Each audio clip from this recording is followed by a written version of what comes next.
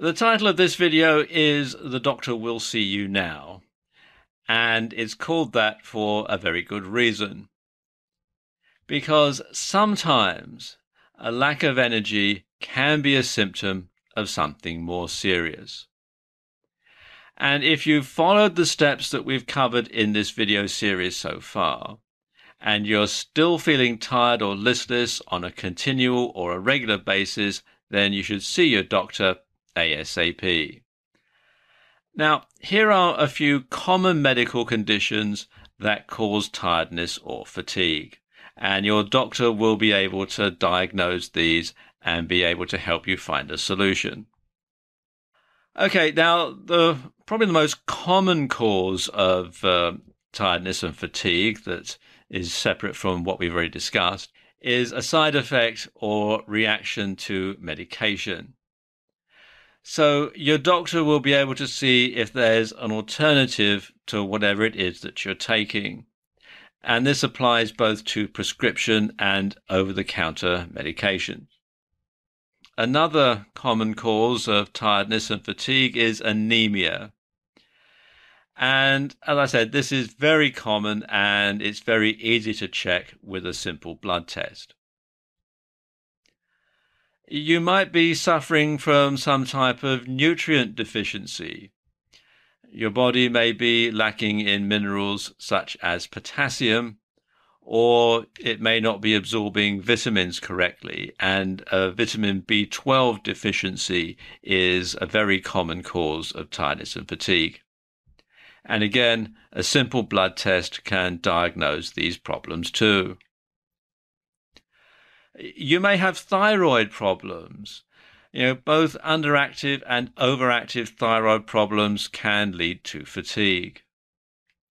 You may have diabetes. And if your diabetes is diagnosed early enough, it can be managed before it causes more serious health problems. And you might have some sleep problems. This sounds obvious, but you may not realize it. Perhaps your spouse snores and keeps you awake. Or maybe something wakes you momentarily, preventing you from getting a restful night's sleep.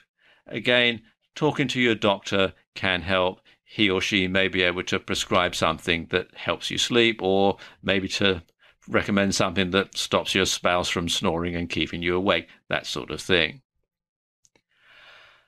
And of course, there may be exposure to noxious gases or other substances. Probably the most common one is carbon monoxide.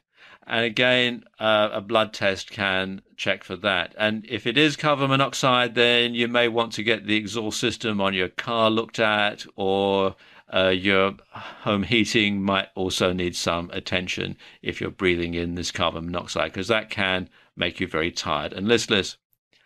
Another thing that can cause problems is lead poisoning. Perhaps there's a problem with that where you work, or if you live in an older house that's got lead paint on the walls or on the paintwork, that sort of thing. There might be a problem with lead in the environment, lead in your pipe work, that sort of thing. But the sooner you can find that out, the better, because it can lead to all sorts of other health problems.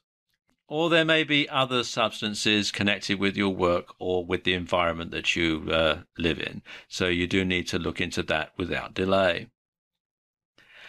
And you may be suffering from a virus, and tests that your doctor can perform will be able to tell if you are, and if so, what that virus is. And of course, he or she will recommend a course of treatment. Or you may have some other problem. For example, you might be suffering from chronic fatigue syndrome, which is also known as CFIDS or ME. You might have low blood pressure. You might have low blood sugar. You might be suffering from mononucleosis, also known as glandular fever. You might have hepatitis. That can be very debilitating. You might be suffering from tuberculosis, otherwise known as TB, or you might have something like Lyme's disease or mumps.